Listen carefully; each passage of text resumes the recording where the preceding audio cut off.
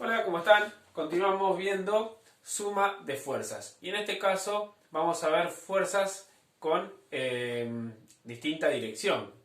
También se las llaman fuerzas concurrentes porque las fuerzas al tener distinta dirección quiere decir que van a concurrir o se van a concentrar en un punto también. ¿Sí? Bueno, luego lo van a ver cuando hagamos los esquemas. La forma de resolver una suma de fuerzas de distinta dirección son algunas de estas.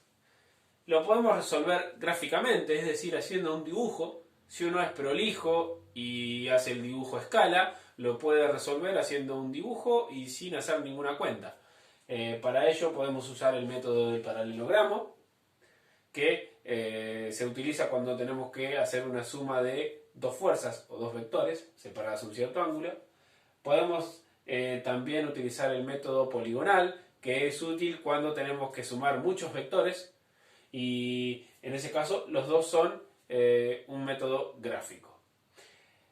Y también podemos usar un método analítico, que es decir, resolviendo cuentas y números. Una forma de resolverlo analíticamente es usar el viejo y conocido teorema de Pitágoras, que nos sirve para cuando dos fuerzas están separadas un ángulo de 90 grados, ¿sí? Y es un par de fuerzas, podemos utilizar el teorema de Pitágoras.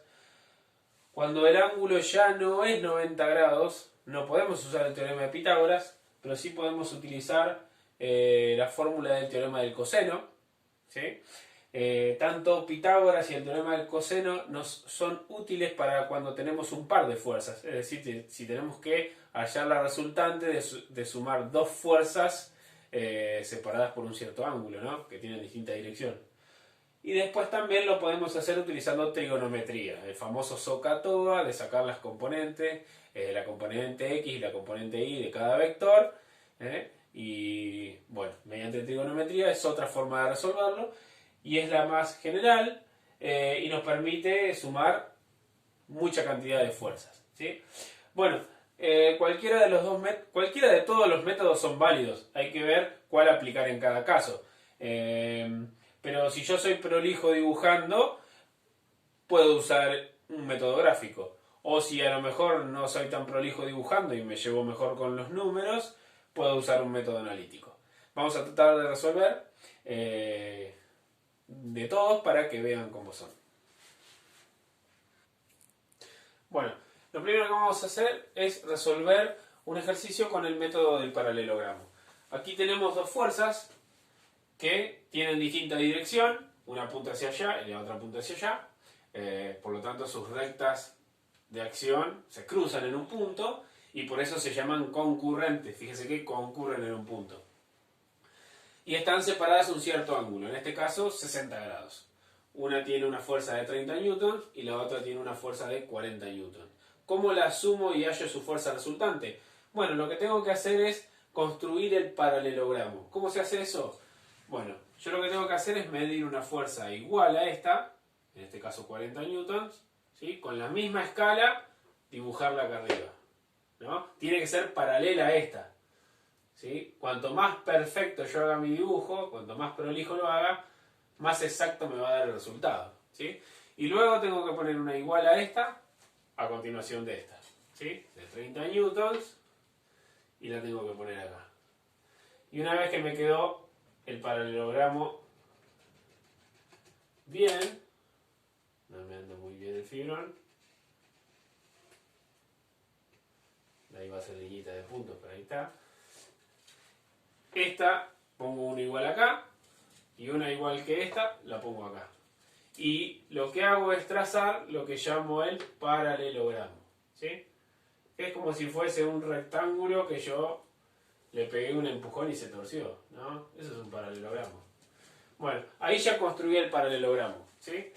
Una igual que esta acá y una igual que esta acá. Y una vez que lo construí, trazo la diagonal, ¿sí? Y esa diagonal, una vez que la trace, la vamos a trazar. No me llega la regla, pero bueno, vamos a hacer un esfuerzo de que salga derecho por empezar. Bueno, hay un pequeño Bueno, esta va a ser mi fuerza resultante. ¿Cómo conozco el valor de esa fuerza resultante?